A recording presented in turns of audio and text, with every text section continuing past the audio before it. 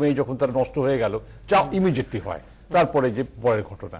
তো এই ঘটনাটা সম্পূর্ণ আমার মনে হয় অন্য দিকের, কিন্তু টেকনিক্যালি খুনি যেভাবে এগিয়েছে সেভাবেই হয়েছে। প্রথম দিকে তো এটা মানে মনে হয়েছিল যে এটা নয়, তখন অন্যান্য বারে যারা কাজের লোক বা ড্রাইভার তাদের নিয়ে সিবিআই তদন্ত করতে গিয়ে তারা এগিয়ে গিয়ে তাদের গ্রেপ্তার করে, পরে আবার তারা তদন্ত বন্ধ করে দেয়, পরে আবার কোর্টের আদেশে আবার।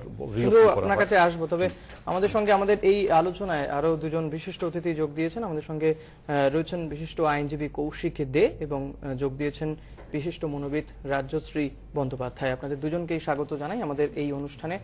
আরুষি এবং এই অনুষ্ঠানে আপনাদের দুজনকে স্বাগত জানাই। আমি রাজ্যশ্রীদি আপনার কাছে আসবো। যে কথাটা সন্দেহবাবুর সঙ্গেও হচ্ছিল, যে ধরনের সিদ্ধান্ত বা যে ধরনের অভিযোগ উঠছে রাজেশ তালওয়ার এবং নুপুর তালওয়ারের উপরে, তার থেকেও বড় বিষয় যে আরুষির বিরুদ্ধেও কিন্তু একটা প্রচ্ছন্ন অভিযোগ রয়েছে এবং তার একটা পরিচারকের সঙ্গে সম্পর্কে জড়িয়ে পড়ার যে ছবি তার বাবা মা দেখেছিলেন এবং সেই জায়গা থেকেই তারা খুন করেছিলেন বলে এখনো পর্যন্ত অভিযোগ। কি কারণে এই টিনেজাররা এই ধরনের সম্পর্কে লিপ্ত হচ্ছেন? মনের কোন অবস্থা থেকে তারা এই ধরনের সম্পর্কে জড়িয়ে পড়ছেন? প্রথমেই যেটা বলবো সেটা হচ্ছে যে অ্যাডোলেসেন্ট ইয়ার্সে, অর্থাৎ বয়ঃসন্ধি কালে, এটা কিন্তু খুব স্বাভাবিক যে একটা ছেলের একটা মেয়ের প্রতি দৃষ্টি যাবে এবং একটি মেয়ের ছেলের প্রতি আকর্ষণ হবে। এটা কিন্তু খুব স্বাভাবিক ব্যাপার।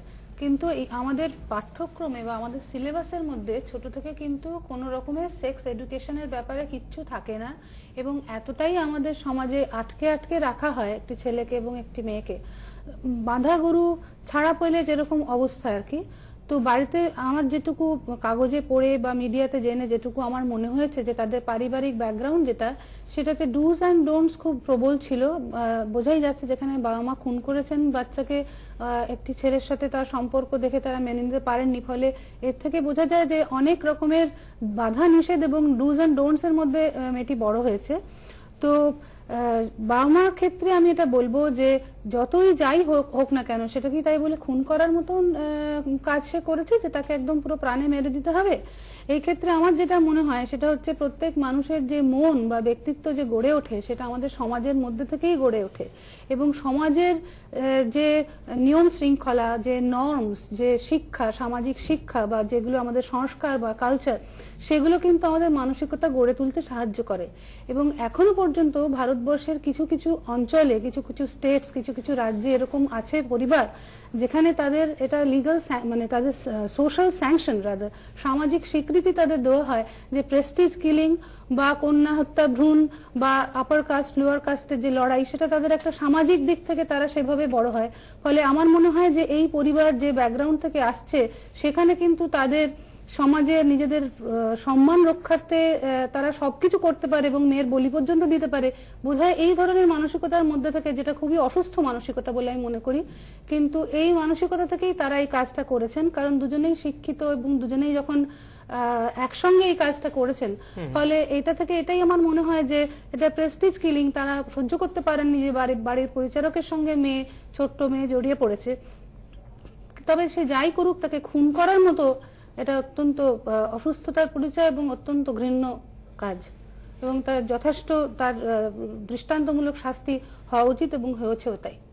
একেবারে আমি কৌশিকবাবু আপনার কাছে আসবো, যে বিষয়টা জানতে চাইবো যে সম্মান রক্ষার্থে, বাবা মা নিজেদের সম্মান রক্ষার্থে এই ধরনের ঘটনা ঘটাচ্ছেন এবং শুধু আরুষির ঘটনা নয়, আমরা যদি উত্তর ভারতের দিকে দেখি, রাজস্থান, ইউপি, হরিয়ানা, বিভিন্ন ঘটনা কিন্তু প্রতিদিনই প্রায় উঠে আসছে আমাদের সামনে যে সম্মান রক্ষার্থে বাবা মা তার ছেলে মেয়েকে বলি চড়াচ্ছেন।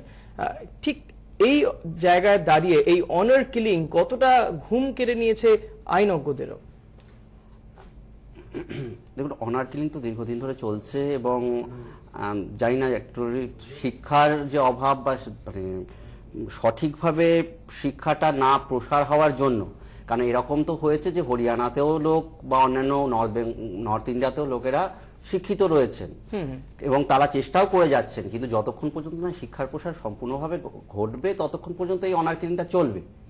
তবে এক্ষেত্রে কিন্তু অনার কিলিং আমরা বলছি ঠিকই, কিন্তু একটা অদ্ভুতভাবে রাজেশ তলোয়ারও কিন্তু বিয়ে করেছিলেন নুপুর তলোয়ারকে, আমার মনে হয় ইন্টারকাস্টে, মানে যার জন্য এই অনার কিলিংটা হঠাৎ মানে মেয়ের ক্ষেত্রে কেন এলো, কারণ সে যখন ইন্টারকাস্টে বিয়ে করতে পারলো নুপুর তলোয়ারকে, সেখানে এই অনার কিলিংটা কেন সেটা কি হলো? তাহলে এই ক্ষেত্রে যেহেতু ওই যুবকটি বা হেমরাজ যেহেতু পরিচারক বা এই ধরনের ঘটনাগুলো হচ্ছে যেহেতু পরিচারক বা ড্রাইভারের সাথে সম্পর্ক হয়ে যাচ্ছে, সেই সমাজের উচ্চ নিচ্চ শ্রেণীর ভেদাভেদের থেকে এই ধরনের ঘটনা? না, সে তো নিশ্চয়ই মানে এখনো পর্যন্ত আইন যা মানে যেভাবে এগিয়েছে এবং যেভাবে দেখা গেছে, জানি না পরবর্তীকালে তো অ্যাপিল কোর্ট আছে, সেখানে গিয়ে কি দেখা যাবে, কিন্তু এখনো পর্যন্ত যতটুকু দেখা যাচ্ছে তাতে তো মনে হচ্ছে সেরকমই ঘটনা।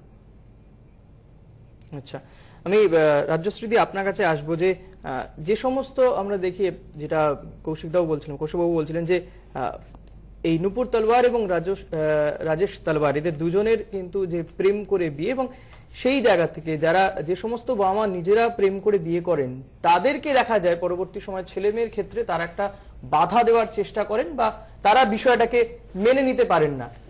এইটা কেন? এই হিউম্যান সাইকোলজি কোন দিকটা থেকে এই ধরনের বিষয়গুলো ঘটায়? এখন দেখুন, ফ্রাস্ট্রেশন টলারেন্স এবিলিটি বা হতাশা সহ্য করার ক্ষমতাটা দিন দিন মানুষের কমে যাচ্ছে। হতাশা আমাদের তখনই হয়, অর্থাৎ আমি যে জিনিসটা চাইছি সেটা যা কিছু হতে পারে, ইট ক্যান বি এনিথিং, কিন্তু যে জিনিসটা চাইছে সে যখন সে জিনিসটা পাচ্ছে না, অর্থাৎ ইচ্ছেটা যখন বাধাপ্রাপ্ত হচ্ছে, সেটাকেই বলা হচ্ছে হতাশা।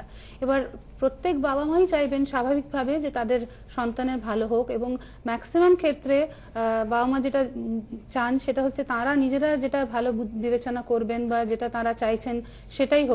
ফলে এই ক্ষেত্রে তারা একটা প্রচন্ড রকমের ভাবে হতাশায় ভুগেছেন, কারণ তারা নিশ্চয়ই কখনোই চাননি যে তাদের ছোট্ট মেয়ে এরকম একটি সম্পর্কে জড়িয়ে পড়বে যেটা তাদের কাছে একটা শকিং লেগে মনে হয়েছে একটা, এবং তার থেকে তারা যথেষ্টই ফ্রাস্ট্রেটেড হয়েছেন। এবং ফ্রাস্ট্রেশন হলে বা হতাশা হলে অবধারিতভাবে প্রত্যেক মানুষের মধ্যে যে জিনিসটা আসবে সেটা হচ্ছে রাগ।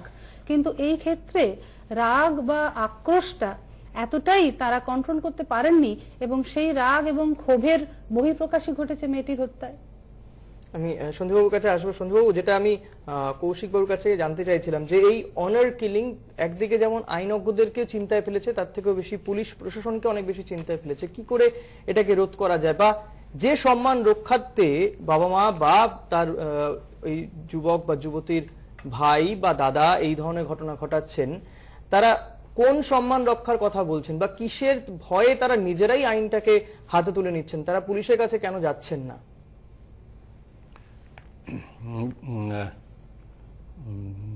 প্রথমে আমি বলি যে আমরা ওই উত্তর ভারতের কিছু রাজ্য ইত্যাদি অনার কিলিং এগুলো আমরা বলছি বটে, তো আমাদের যে কোনো ধরুন এলাকাতে আমাদের দেশের, আমাদের এখানেও বাড়ির মেয়ে যদি এমন একটি লোকের সঙ্গে সে সম্পর্ক তৈরি করে ভালোবাসার বা বিয়ে করতে চায়, প্রবল বাধা কিন্তু এইদিকেও সবসময়ই হয়। আমাদের রাজ্যের কম উদাহরণ নেই, এতদিন চাকরিতে বহু দেখেছি, বহু ঘটনা, তাদের সাংঘাতিক অত্যাচার, মারধর করা, বাড়ি আটকে রাখা, এটাও হয়। তো আমি এই ঘটনাটা একটা যেটা মনে হয়েছে প্রথম কথা, কিন্তু ওই যে আরুষি ছোট মেয়ে, তার অনেক স্কুলের বান্ধবীরা তারা প্রবল প্রতিবাদ করেছে যে ক্রমাগত টেলিভিশনে যে হেমরাজের সঙ্গে আরুষির এই সম্পর্কে কতটা দেখানো, তারা অনেকে খুব আপত্তি করেছে, খুব ইমোশনালি বলেছে এটা বারবার করবেন, এটা কিন্তু ঠিক না, এটা অন্যায় করছেন। দ্বিতীয়ত ওর বাবার যারা আত্মীয়, যারা টেলিভিশনে আমরা দেখেছি কয়েকজন, বা ওর মানে পরিবারের আত্মীয়রা, তারা কিন্তু এটাকে বলেছেন যেটা এটা জোর করে সিবিআই করেছে, এরকম কোনো ঘটনা আরুষির সঙ্গে ছিল না। সুতরাং সবটাই খুব একটা মানে আমরা এখন পুলিশ রিপোর্ট যেটা দিয়েছি তার বিষয়ে আমাদের এগুলো ভালো, তবে একটা বলি এই সমস্তটাই কিন্তু একটা হঠাৎ, আর এখন এই যা হয় ছোট ছোট পরিবারে মা বাবা যখন দুজনেই চাকরি করেন, সম্পন্ন তখন মানে সম্পন্ন, তারা খুব জীবনটা অনেক মসৃণ সুষ্ঠুভাবে চলে, আর্থিক দিক কোনো অসুবিধা নেই, এবং সেই তারা দুজনেই ডেন্টিস্ট, সেখানে যখন ওরা একটি ছেলে বা মেয়েকে বড় করেন, একেবারে প্রবল সত্তা দিয়ে বড় করেন, জীবনে সবটাই সুষ্ঠুভাবে চলেছে, হঠাৎই এইরকম একটা ধাক্কা খাওয়া, যেখানেও তখনই মনে হয়েছিল আর মানে আমাদের আর কি রইল, তাকাতে যে ইনস্ট্যান্ট ক্ষোভ, দুঃখ, রাগ, মানে অপমানিত বোধে বিশেষ করে সবকিছু ভেঙে পড়া জীবনের, সেখান থেকে একটু ইনস্ট্যান্ট বহিঃপ্রকাশ ওঠা, সেখানে তো ঠান্ডা মাথায় পরিবারের মান সম্মান রক্ষা ইত্যাদি, সেগুলো কিন্তু এই ঘটনাটা আমার কাজ করছে বলে মনে হয় না, যদি এটা হয়ে থাকে। আর হেমরাজের সঙ্গে প্রেম নয়, অনেক বেশি বয়স্ক একটি লোক মেয়েটির তুলনায়, সেখানে যদি আদৌ যে হয় এই বয়সে, আমি আবার বললাম ছোট মেয়েরা যে কোনো যেখানেই হোক ভারতবর্ষের এই ক্রমাগত যে পর্নোগ্রাফিক প্রচার সিনেমায়, ইন্টারনেটে, টেলিভিশনে, পত্রিকায়, এইটা ওরা কিন্তু ভিকটিম অফ সিচুয়েশন, আর সেখানে পরিবারগুলি ছোট হয়ে আপনি যাওয়া, বলছেন তার থেকে এরা প্রভাবিত হচ্ছে, কিন্তু আমি যেটা জানতে চাইছি যে বাবা মা যে সম্মান রক্ষার্থে এই ধরনের ঘটনা ঘটাচ্ছেন, একের পর এক ঘটনা তো আমরা আমাদের সামনে উঠে আসছে যে সম্মান রক্ষার্থে বা অনার কিলিং, যদি এই ঘটনার আপনি অনার কিলিং বলতে রাজি নন, যদি নাই বলি, যদি যে ধরনের অনার কিলিং এ ঘটছে সেক্ষেত্রে ওই একটা টার্মে ফেলে দেওয়া, এটা কিন্তু আমাদের চিন্তা করে করা, এটা কিন্তু অনার কিলিং ওই সেন্সে নয়। অনার কিলিং যে পরিবারগুলি করেছেন, যে পুরনো ঘটনাগুলো যদি আমরা দেখি, তারা কিন্তু এইভাবে ডিনাই করে না বা করে না যে আমরা করিনি ভাবে বলে না, ওটা প্রায় ধরে নেয় এটা পরিবারের সম্মানার্থে আমাদের জন্য এটা আমরা করেছি, এটা আমাদের দরকার, এটা প্রায় ওরা প্রায় স্বীকারই করে। এবং তারা পুলিশ প্রশাসনের দ্বারস্থ কেন হচ্ছে না? আমি বলছি ওটা কিন্তু স্বীকারই করে, এবং সেখানে রাজনীতির লোকেরা যারা দেখবেন, ওই এলাকার যে ভদ্রলোক, যে কম বয়সী একজন মেম্বার অফ পার্লামেন্ট, সে প্রায় পরোক্ষভাবে এক একটি মানে এলাকাগত জাতির একটা পুরনো তাদের ঐতিহ্য ইত্যাদি ইত্যাদি এইরকম। আমার বলার আপত্তি এটাই, এটা ঠান্ডা মাথায় চিন্তা করে পরিবারের সম্মান হেনতেন এটা ভেবে হয়েছে বলে আমার মনে হয় না, আমার অভিজ্ঞতায়। আর দ্বিতীয়ত, পুলিশ প্রথম থেকেই কিন্তু অনেকটা খুব হেজিটেন্ট। আমার কিন্তু এখন আমি আশ্চর্য হব না যদি এই হাইকোর্টে এরা অ্যাকুইটেড হয়ে যান, কারণ সমস্তটাই কিন্তু পারিপার্শ্বিক প্রমাণের উপরে, যেহেতু আর কেউ ঢোকেনি সুতরাং এরাই করেছেন, কিংবা এই যেহেতু গলফ খেলতেন, গলফ স্টিক দিয়ে তাদের অনেক বুঝছেন। আবার তবে একটা সত্যি, এবং আমার একটা মনে হয় এরা যথেষ্ট চিন্তা করে তদন্ত করা হয়েছে, কারণ প্রথমে ওটাকে মানে বন্ধ করে আবার যখন খোলা, কারণ সিবিআই এর যারা অফিসার তারাও সেই সমস্ত ঘটনা সংবেদনশীলতা বুঝে, তাদেরও পরিবার ছেলে মেয়ে আছে বুঝে সব দিক দেখে হার্ড এভিডেন্স তারা পাননি, কোনো সময় হার্ড এভিডেন্স পাননি। হ্যাঁ, আমি সেটা একটু আগে বললাম, আমি যেটা করেছেন একটা কথা এখানে বলতে চাই, সেটা কিন্তু একটু বলে নি, আমি একটু বলে আপনি বলবেন। এটা কিন্তু সবটা করেছে এইভাবে, এবং আমার মনে হয় যথেষ্ট খুঁটিনাটিগুলো দেখে, বা কোর্ট বিচারক যিনি বিচার করেছেন তিনিও সব দিকটা ভেবে এবং যতটা বুঝেছেন না করে নেওয়াই বলে যেটা প্লেজেন্ট করেছেন। তবে আমি বললাম তো, সমস্ত ঘটনাটাই খুন না বলে আমি আবার বলি, এটাকে আমি মর্মান্তিক দুর্ঘটনা বলেই দেখি। কারণ খুন বলতে আমরা যে বুঝি যে পারিপার্শ্বিক নানান ঘটনা, ঠিক ওই সেন্সে টেকনিক্যালি লিগালি যদিও খুন, অ্যাপারেন্টলি ঘটনাটা মানে মর্মান্তিক এক ধরনের ঘটনা, যেদের ঘটনা না ঘটলো ভালো। তবে সামাজিক প্রেক্ষিতে ছোট পরিবার, এক একটি সন্তান, তাদের নিয়ে ওইভাবে বড় করা, অপরেশন হত্যা দিয়ে, এগুলো কিন্তু এই মানে ঘটনার পরিণামে এরকম করে খুন ছাড়াও মেয়েদের এরকম ঘটনায় হঠাৎ যখন তারা শিকার হয়, বাবা মায়েরা তাদের উপরে যে তার ভীষণ রকম চাপ সৃষ্টি করে, স্বাভাবিকভাবে কোনো উপায় নেই বলেই করে, এই ঘটনা কিন্তু আকছা সারা দেশ জুড়েই। এখনকার পরিস্থিতিতে, এখনকার খোলামেলা পরিস্থিতিতে ছোটদের পরিস্থিতি পরিবেশ আর পায় না। আপনি বলছেন এটা একটা মর্মান্তিক ঘটনা, রাজশ্রী আপনার কাছে জানতে চাইবো কতটা সংবেদনশীল ছিল এই ঘটনা। আমি একটা কথা বলছি, যেটা উনি বললেন যে এটা পরিকল্পিতভাবে ওনারা করেননি বা এটা একটা দুর্ঘটনা, এটা হতে পারে যে এটা ইম্পালস, আউট অফ ইম্পালস, ঝোঁকের বশে তারা করেছেন, তাও হতে পারে। কিন্তু আমার এখানে একটাই প্রশ্ন, যে তারা যদি দুর্ঘটনাটা ঘটিয়ে থাকেন, পরে তো তাদের মধ্যে একটা গিল্ট ফিলিংস বা আফসোস হবে, তাহলে যে কি করে ফেললাম, এটাকে আমরা মেরে ফেললাম। তারপরে তারা কেন গিয়ে আত্মসমর্পণ করলেন না, বা তারা তাহলে নিজের থেকে কেন জানালেন না? যার মধ্যে একটা গিল্ট ফিলিংস আসবে, অর্থাৎ আমি অন্যায় করেছি, কি করে ফেললাম, সে কিন্তু নিজের থেকে গিল্ট ফিলিংস এর আসবে, সে আত্মসমর্পণ করবে বা পুলিশের কাছে জানাবে। আমি যতটুকু বুঝেছি মিডিয়া থেকে যেটুকু জেনে, যে তারা কিন্তু লুকিয়ে রেখেছিলেন ব্যাপারটা, তারা তাদের দিক থেকে কিন্তু কোথাও কোনো কিছু রিপোর্ট করেননি যে তাদের নিজেদের ক্রাইম সম্পর্কে বা তাদের সেইটা কেন একটা প্রশ্ন চিহ্ন। একদমই। আপনাকে আরেকটু ধরিয়ে দেবো যে রাজেশ তলওয়ার তিনি কিন্তু হেমরাজের বিরুদ্ধে ফলস এফআইআর ও করেছিলেন। এখান থেকেই মনে হচ্ছে যে কেউ এক্ষেত্রে হচ্ছে কি তারা তাহলে মোটিভেটেড ওয়েতে বা ক্যালকুলেটেড ওয়েতে কেউ না করলে, যদি হঠাৎ করে কেউ কোনো কিছু করে, তাহলে মানুষের স্বাভাবিক রেসপন্স হচ্ছে যে যখন তার সেই ঘোরটা কেটে যাবে, ঝোঁকটা কেটে যাবে, কি করে ফেললাম যখন সে বুঝবে এবং নিজের মেয়ে, তখন সে তো অন্তত আত্মসমর্পণ করবে বা পুলিশের কাছে গিয়ে জানাবে। সেইটা কেন নয়? তার মানে সেখানে কোনো কি ক্যালকুলেশনে বা ঠান্ডা মাথায় করার প্রশ্ন ছিল, এবং সেখানেই কিন্তু অনার কিলিংটা সেখানেই আসছে। এটা আমার নিজের মনে হয়। আপনার কাছে আসবো যে আমি সন্দীপবাবু বলছেন যে মর্মান্তিক একটা ঘটনা, এবং রাজ্যশ্রী তিনি এটাকে অন্যভাবে দেখতে চাইছেন, যে ক্যালকুলেশন করে এই ঘটনা ঘটানো হয়েছে। আইন এটাকে কিভাবে হ্যাঁ উনি বলছেন যে এটা হতে পারে, আইন কি বলছে এই বিষয়টা জানতে চাইবো। তবে একটা ছোট বিরতি নেওয়ার সময় হয়ে গিয়েছে, একটা বিরতির পরে ফিরে আসছি আমাদের এই আলোচনায়। আপনারা সঙ্গে থাকবেন।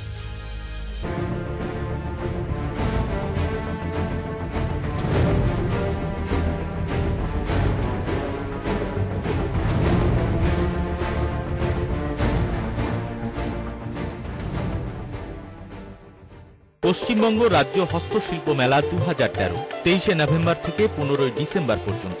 স্থান মিলন মেলা প্রাঙ্গণ, কলকাতা। সময় প্রতিদিন দুপুর 1টা থেকে রাত 8:30 পর্যন্ত। রাজ্যের সব জেলার হস্তশিল্পীদের সাথে পরিচিত হবার ও শিল্প সামগ্রী সংগ্রহ করার সুবর্ণ সুযোগ। আয়োজক ক্ষুদ্র ও ছোট উদ্যোগ এবং বস্ত্র দপ্তর, পশ্চিমবঙ্গ সরকার। প্রবেশ অবাধ। ত্রয়োদশতম এসএসসি শিক্ষক শিক্ষিকা নির্বাচনী পরীক্ষার জন্য সেন সুন্দরমের টেট ও বিগত বছরগুলির প্রশ্নোত্তর সহ বিষয়ভিত্তিক পাস ও অনার্সের বইগুলি প্রকাশিত হল। টিচার্স বুক কনসার্ন। কেশ king, the king of hair oils. শাড়ির একটাই ঠিকানা, আদি ঢাকেশ্বরী বস্ত্রালয়, গড়িয়াহাট জংশন, ট্রায়াঙ্গুলার পার্ক। नया indica 10 minutes cream colour, rich और क्रीमी, दे 100% कवरेज सिर्फ 10 मिनट्स में। इसके एक्स्ट्रा कलर रिटेन कंडीशनर में है नेचुरल आमंड प्रोटीन्स, बाल बनाए इतने सॉफ्ट, शाइनी और बिल्कुल सेफ। इंडिका 10 मिनट्स, सेलिब्रिटी जैसा है कलर सिर्फ 10 मिनट्स में। তাহলে মনের মতন খাবার খেতে থাকুন, কারণ 170 ml পলিক্রল অ্যান্টাসিডে পাচ্ছেন 30 টাকার airtight container free. Polycrol antacid A O Smith বেছে নিয়েছি কারণ এটা একটা আন্তর্জাতিক ব্র্যান্ড, সম্পূর্ণ বিশ্বস্ত আর নির্ভরযোগ্য। এওসমিথ ওয়াটার হিটার।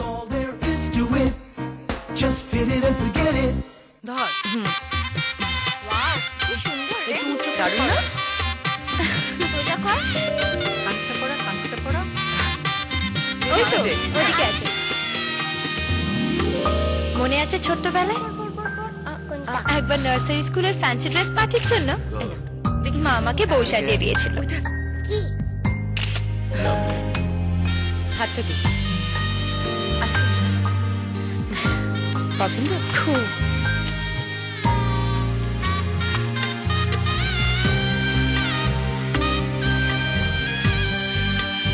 আজ এতদিন বাদে মা আমাকে আবার কোণে সাজিয়ে দিলেন, অনেক যত্ন করে।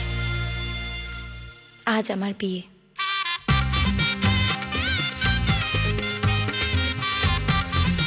আদ্রিজা ওয়েডিং কালেকশন, মায়ের স্নেহের মতো অমূল্য।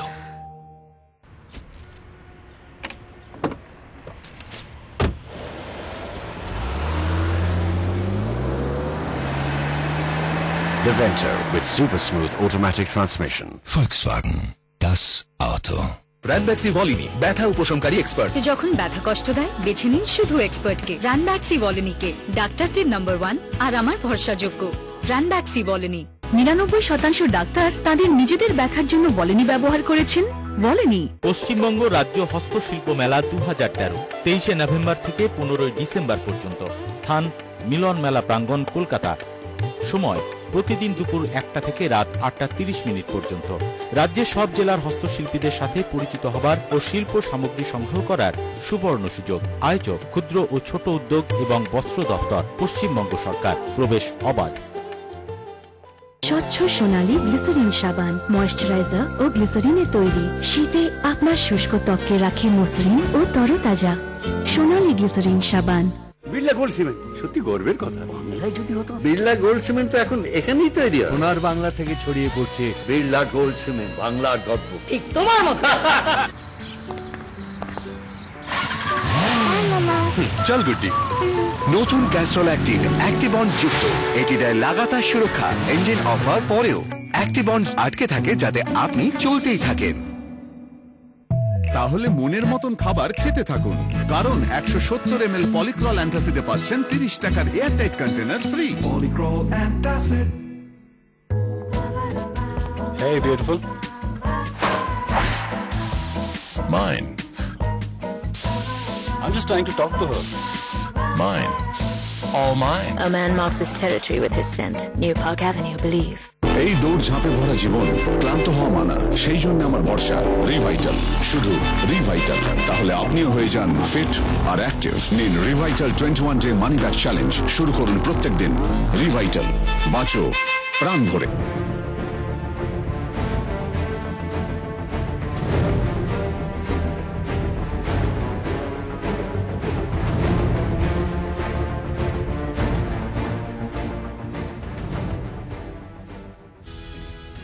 ফিরলাম বিরতির পর। আপনারা দেখছেন পোস্ট এডিট। আপনাদের সঙ্গে রয়েছি আমি ঋষিকেশ। আজকের আমাদের অনুষ্ঠান আরশি এবং আরুষির সঙ্গে আরুষি হেমরাজ খুনের ঘটনা জড়িয়ে পড়া রাজেশ তলওয়ার, নূপুর তলওয়ার এবং গোটা ঘটনাটি নিয়েই আমরা আলোচনা করছি এবং আমাদের আজকের পোস্ট এডিটের শিরোনাম আরুষি এবং আমাদের সঙ্গে রয়েছেন বিশিষ্ট অতিথিরা।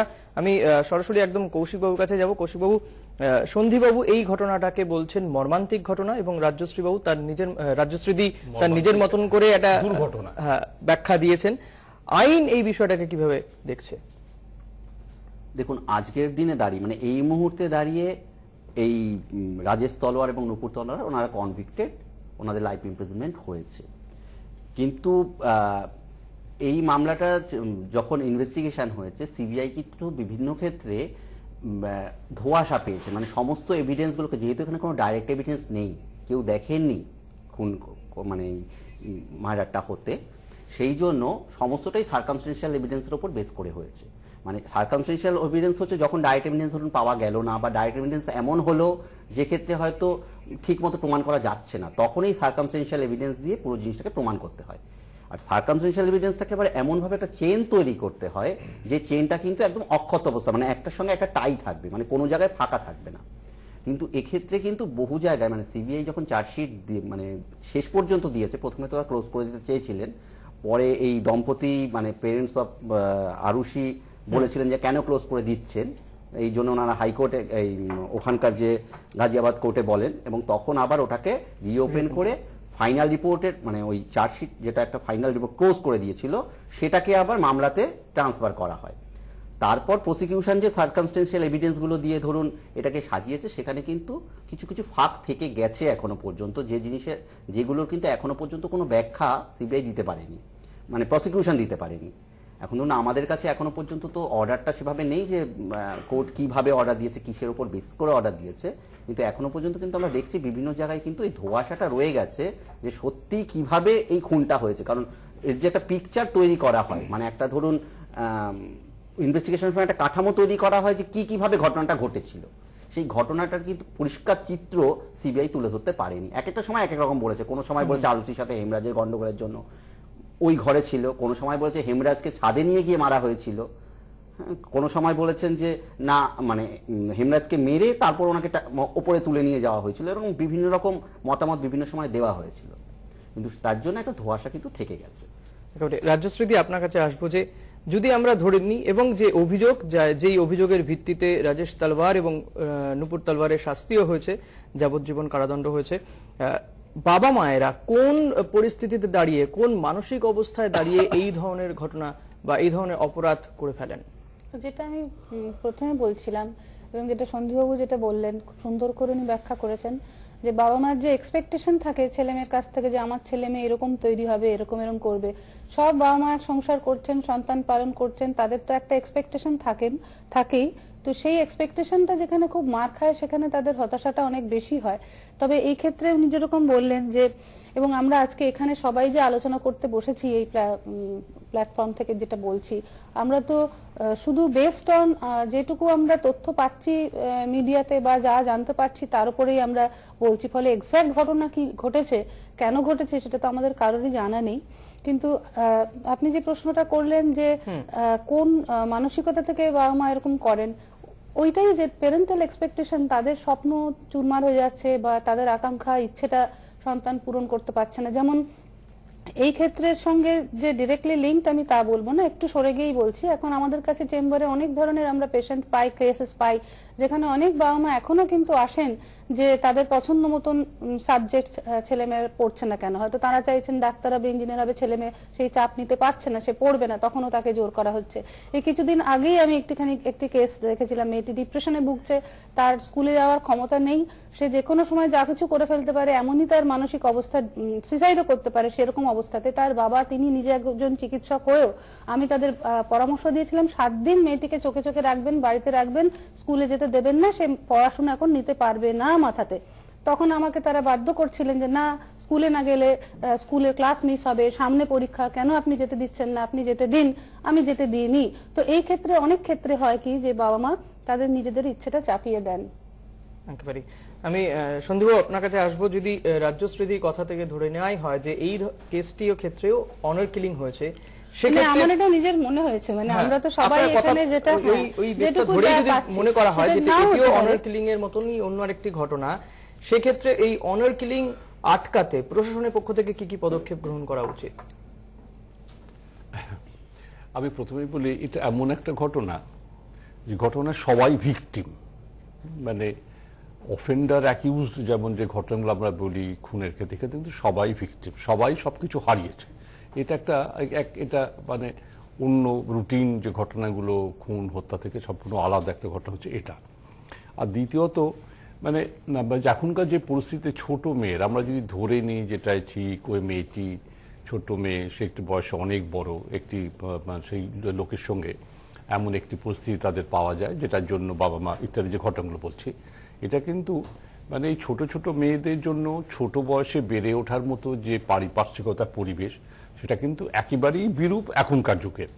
এক নম্বর হচ্ছে ছোট পরিবারে বাবা মা আর একটি ছেলে বা মেয়ে, বাবা মায়েরা যদি দুজনেই প্রফেশনাল মানে ব্যস্ত থাকেন, চাকরি বাকরি করেন, বাড়িতে কেউ থাকে না যেখানে ওই ইমোশন, সেন্টিমেন্ট, কৌতূহল, আদর, স্নেহ, ভালোবাসা জড়িয়ে থাকার মতো কেউ থাকে না।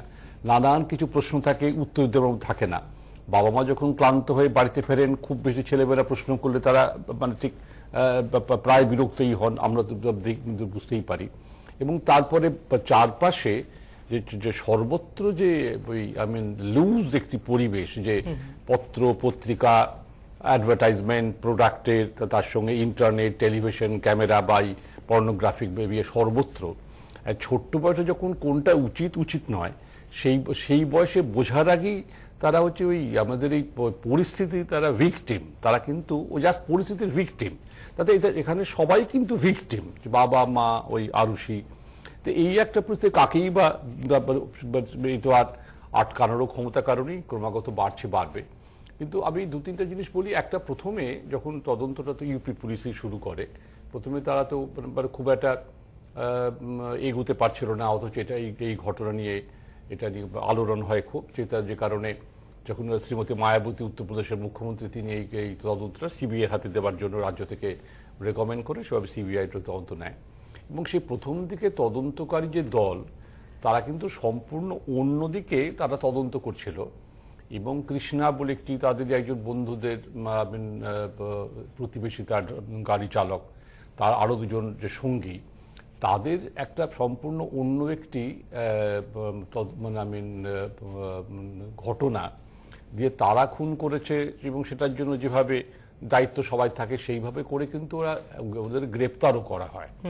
তারপরে কিন্তু যখন তবে সিবিআই তদন্তের একটা বড় বৈশিষ্ট্য হচ্ছে, তদন্ত কিন্তু করে কয়েকটা স্তরে কিন্তু সেটাকে মনিটর করা হয়। তদন্তকারী অফিসার যদি ইন্সপেক্টর থাকেন, ইন্সপেক্টর স্তরের অফিসার বা ডেপুটি সুপারিনটেন্ডেন্ট অফ পুলিশ, তাহলে তাদের যে উপরে যদি সুপারিনটেন্ডেন্ট অফ পুলিশ বা তার উপরে যেমন ডিআইজি বা এবং ডিআইজি বলে না, বলে জয়েন্ট ডিরেক্টর, অ্যাডিশনাল ডিরেক্টর, এরা এই প্রত্যেকটা লেভেলে কিন্তু তদন্ত রিপোর্টের খুঁটিনাটি বিভিন্ন জায়গাতে যায়। তারা সমস্তটা পড়ে তাদের মতামত দেন, তাদের গাইডেন্স, তাদের মতামত দিয়ে শেষ পর্যন্ত কিন্তু ওই কয়েকটা স্তরে আলাদা করে করে ওগুলোকে পর্যালোচনা করে তারপরে আবার তদন্তকারী অফিসের কাছে ফিরে আসে, সে পরের স্তরটাই হয়ে এভাবেই করা হয়েছে। সুতরাং এটা কিন্তু প্রথম যে তদন্তের ধারা যেভাবে এগোচ্ছিল, যেটা একটু আগে বললাম, তখন কিন্তু যিনি তখনকার আইজি ছিলেন বা জয়েন্ট ডিরেক্টর, তিনি কিন্তু একটা প্রেস স্টেটমেন্টও করেন এই আগের ঘটনাটাকে দিয়ে এগিয়ে। তো যখন তাদের দায়িত্ব নিয়ে যখন খুঁটিনাটি করে চার্জশিট দেওয়ার মুখে, তখন দেখা গেল অনেকগুলোই মিলছে না। তাদের হোয়ারঅ্যাবাউটস, তারা তখন কোথায় ছিল, তাদের মোটিভ, তখন কিন্তু ওরা কেসটাকে ক্লোজ করে দেন, যেটা 2010 সালের শেষের দিকটা বোধহয় ডিসেম্বর, তারপরে হয়। সুতরাং সমস্ত ঘটনাটা মানে ওরাও এক কথা মেনে নেওয়া শক্ত ছিল, যেটা পরের দিকে সিবিআই তদন্ত করে দেখেছে, যা মা বাবার ইত্যাদি। তো সব ঘটনাটাই একটা তাৎক্ষণিক, একটা ওই মানে সাংঘাতিক, একটা ট্রাজিক, পরিবারের কাছেও বাবা মার কাছেও সবকিছু হারানোর যে ঘটনা, সবকিছুই ভেঙে পড়া, এবং তারপরে আর এর পরের আর কোনো দিন নেই সেই রকম ওই পরিস্থিতি যেমন হয়, তারপর থেকে পপর ঘটনা এগিয়ে আসা।